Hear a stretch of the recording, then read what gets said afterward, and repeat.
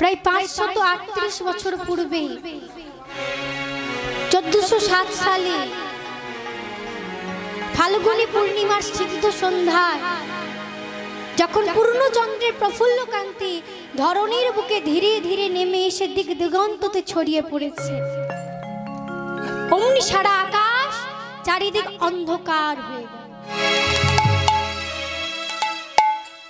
যেই অন্ধকার হয়ে গিয়েছে তখন এক নগরী আরেক নগরীকে বলছে, ও দিদি, তুই একটু আগে দেখলাম পূর্ব আকাশে পূর্ব শশীর উদয়ে গোটা চারিদিক আলোক উজ্জ্বল হয়ে উঠল, কিন্তু হঠাৎ অন্ধকার হয়ে গেল কেন?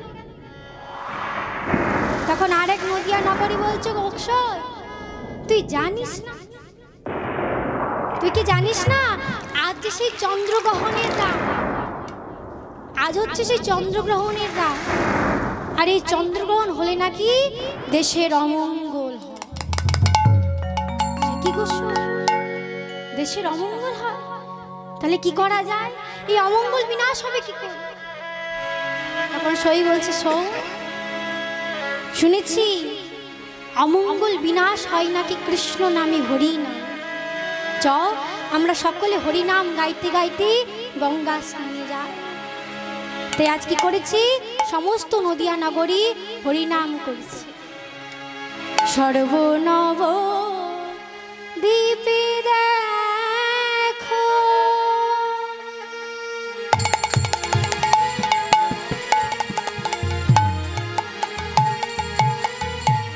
হইলা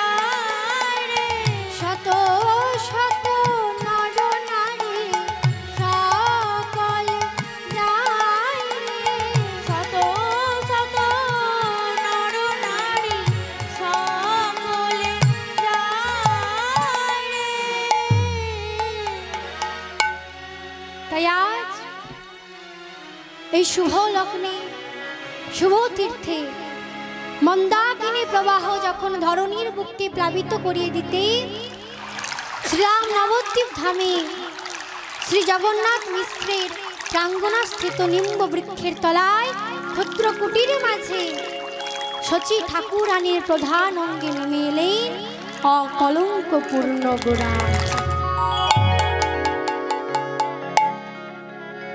আজ আমার গৌরহরি তিনি জন্মগ্রহণ করলেন। তাই বলছে কি, ফাল্গুন পূর্ণিমা তিথি নক্ষত্র ফাল্গুন, ফাল্গুন পূর্ণিমা তিথি নক্ষত্র ফাল্গুন, ফাল্গুন পূর্ণিমা তিথি নক্ষত্র ফাল্গুন, ফাল্গুন পূর্ণিমা তিথি নক্ষত্র ফাল্গুন, শুভক্ষণে জন্ম নিল গোড়াদি যমনে, শুভক্ষণে জন্ম নিল গোড়াদি যমনে, শুভক্ষণে জন্ম নিল গোড়াদি যমনে, শুভক্ষণে জন্ম নিল গোড়াদি যমনে। বলছে কি, ফাল্গুন পূর্ণিমা তিথি নক্ষত্র ফাল্গুন, ফাল্গুন পূর্ণিমাতে আমার গৌরহরি জন্মগ্রহণ করল। তামা প্রশ্নটা হচ্ছে এটাই যে এত পূর্ণিমা আছে, অনেক পূর্ণিমা তো আছে নাকি? হ্যাঁ, তা এত পূর্ণিমা থাকতে গৌরহরি কেন ফাল্গুন পূর্ণিমা তিথিতে জন্মগ্রহণ করল? ফাল্গুন পূর্ণিমা মানে কোন পূর্ণিমা? ফাল্গুন পূর্ণিমা কোন পূর্ণিমা? হ্যাঁ, দোল পূর্ণিমা, সেটাই হচ্ছে ফাল্গুন পূর্ণিমা। তাহলে এত পূর্ণিমা থাকতে গৌরহরি কেন ফাল্গুন পূর্ণিমা তিথিতে জন্মগ্রহণ করল? আরো তো পূর্ণিমা ছিল, তাতে তো জন্মগ্রহণ করতে পারত না। গৌরহরি মা জানে কি মা বলুন তো, ফাল্গুনী পূর্ণিমাতে কি করা হয়? হোলি খেলা হয়। সব ভালো জামা কাপড় পরে বেড়ান তো, হ্যাঁ, বেছে বেছে কি ভালো জামা কাপড় বার করেন পরার জন্য? ছেঁড়া জামা পরেন তো? গৌরহরি জানেন যে এই পূর্ণিমা তিথিতে সকলে দোল খেলে। যতই বড় লোক হোক না কেন, যতই নামি দামি হোক না কেন, দেখবেন ওই দিন খারাপ পোশাক পরবে, যাতে গায়ে রং লেগে, জামাতে রং লেগে, যাতে জামাটা না নষ্ট হয়। আর গৌরহরি দিনহীনকে ভালোবাসে। গৌরহরি মনে মনে চিন্তা করলেন, যেদিন সারা জগৎ দিনহীনের বেশে ঘুরে বেড়াবে, দিনহীনের বেশে যখন ঘুরে বেড়াবে, সেদিনই আমি জন্মগ্রহণ করি, কারণ আমি তো দিনহীনকেই ভালোবাসি। তাই তিনি ফাল্গুন পূর্ণিমা তিথিতে জন্মগ্রহণ করেন। দ্বিতীয় প্রশ্ন হলো, তিনি চন্দ্রগ্রহণের দিন কেন জন্মগ্রহণ করলেন? চন্দ্রগ্রহণের দিন কেন না? দেখবেন মা, এই চন্দ্রগ্রহণের সময় সকলে ভগবানকে ডাকে, হরি হরি করে। বললো না, চন্দ্রগ্রহণ হলেই দেশের অমঙ্গল হয়, তাই সকলে হরিনাম করছে। আর কি করছে? গঙ্গা স্নানে চলেছে। তাই যেদিন সারা জগৎ হরিনাম করবে, ভগবানকে ডাকবে, সেই দিন আমি যাব ধরাতে, নাম ধরা, সেদিনই আমি যাব। এই বলে চন্দ্রগ্রহণের দিন এলে। 3 নম্বর প্রশ্ন, ভগবান বলেছি, চণ্ডালোপ হি দ্বিজ শ্রেষ্ঠ হরি ভক্তি পরায়ণ, হরি ভক্তি বিহীনস্য দ্বিজোপি সপচাধম। বলছে কি, কেউ যদি, যে যত বড় ব্যক্তি হোক না কেন, চণ্ডালের থেকে দ্বিজ শ্রেষ্ঠ। দ্বিজ মানে কি? ব্রাহ্মণ। চণ্ডালের থেকেও দ্বিজ শ্রেষ্ঠ যদি হরি ভজন করে। আর যদি হরি ভজন না করে সেই ব্রাহ্মণ চণ্ডালের থেকেও নিচু হয়ে যায়। কথায় আছে না, মুচি হয়ে শুচি হয় যদি কৃষ্ণ ভজে, শুচি হয়ে মুচি হয় যদি কৃষ্ণ ত্যাজে। হরি হরি বল। তাই মা, ভগবান এত জাতি থাকতে ব্রাহ্মণ কুলে কেন এলেন? কটি জাতি রয়েছে? 4টি জাতি তো। কি কি? ব্রাহ্মণ, বৈশ্য, শূদ্র আর ক্ষত্রিয়। 4টে জাতি রয়েছে, তার মধ্যে ভগবান ব্রাহ্মণ কুলে এলেন কেন বলুন তো? না দেখবেন বাবা, ব্রাহ্মণ জাতির একটু বড় অহংকার। সব থেকে শ্রেষ্ঠ জাতি কি? ব্রাহ্মণ।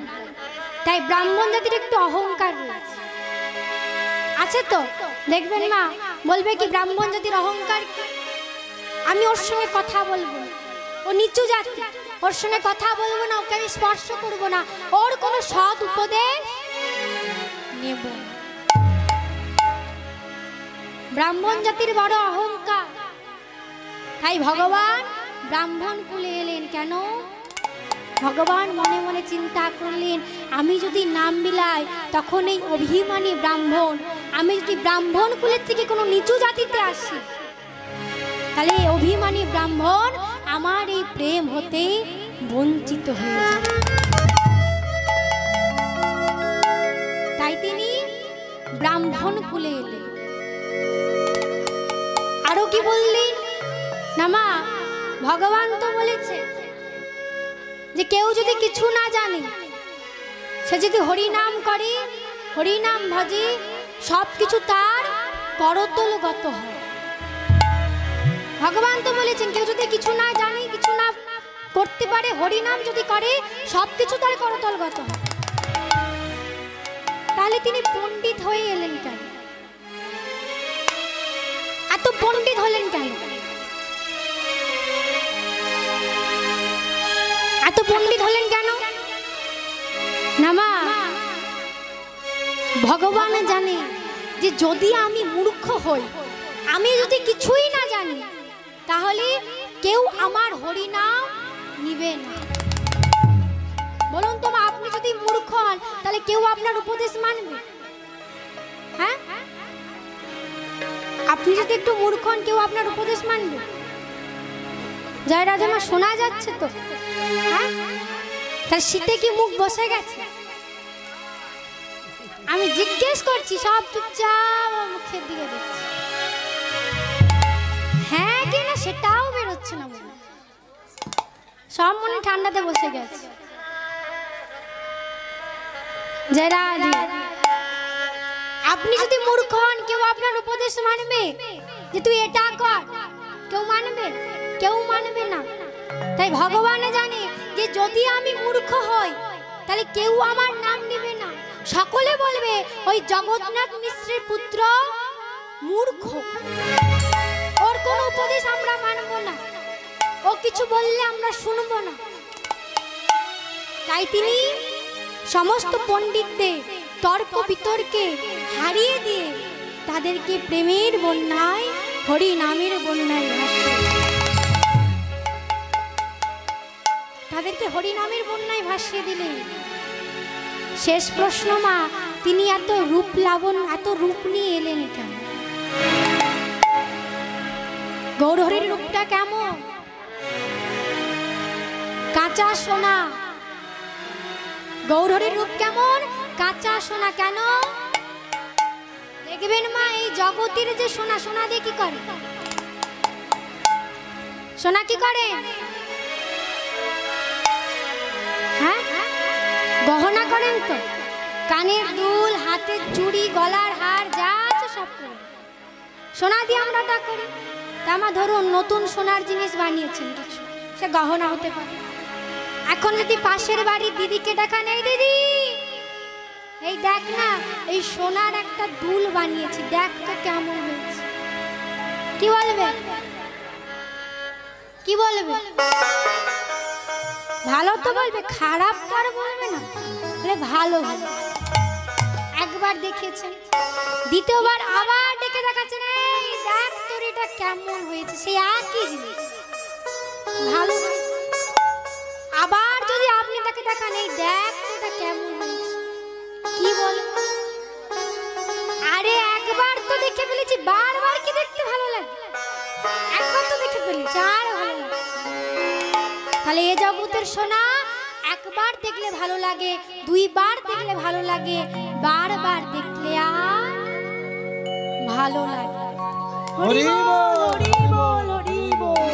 হরি, তিনি হলেন কাঁচা সোনা। কেন? তাকে যে যতবার দেখে, যতবার হারে, সেই নয়ন থেকে কেউ আর নয়ন ফেরাতে পারে না। হরি বল। তাই তিনি হলেন কাঁচা সোনা। এত রূপ নিয়ে এলেন কেন? এত রূপ নিয়ে এলেন কেন? কেননা আমার দেখবেন কলির জীবের একটা অহংকার আছে। কলির যত জীব রয়েছে একটা অহংকার রয়েছে। কিসের অহংকার বলুন তো? রূপের অহংকার আছে তো এখানে, এখানে আছে রূপের অহংকার আছে, কিন্তু কলির জীবের রূপের অহংকার। আমি দেখতে সুন্দর, আমি দেখতে সুন্দর, ও দেখতে কুৎসিত, ওর সঙ্গে কথা বল, ওর সঙ্গে মিশবো না, ও দেখতে ভালো না, রূপের অহংকার আছে তো। তাই ভগবান আমার এত রূপ নিয়ে এলেন। বলছে কি রূপটা কেমন? পদকর্তা কি বলছে? পূর্ণিমার চন্দ্র যিনি, পূর্ণিমার চন্দ্র যিনি, পূর্ণিমার চন্দ্র যিনি, কিরণ প্রকাশ। পূর্ণিমার চন্দ্র যিনি, পূর্ণিমার চন্দ্র যিনি, পূর্ণিমার চন্দ্র যিনি, কিরণ প্রকাশ। পূর্ণিমার চন্দ্র যিনি, পূর্ণিমার চন্দ্র যিনি, পূর্ণিমার চন্দ্র যিনি, কিরণ প্রকাশ। পূর্ণিমার চন্দ্র যিনি, পূর্ণিমার চন্দ্র যিনি, পূর্ণিমার চন্দ্র যিনি, কিরণ প্রকাশ। দূরে গেল অন্ধ